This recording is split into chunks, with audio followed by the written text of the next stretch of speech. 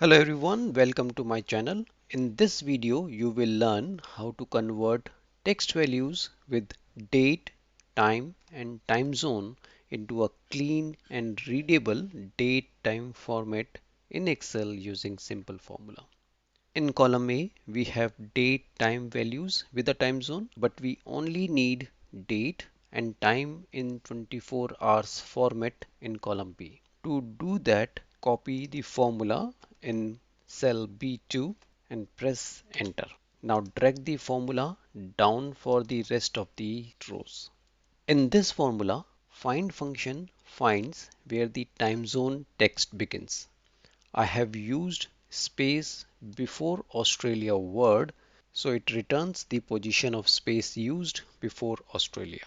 Left function will remove the time zone and will extract the date and time part only.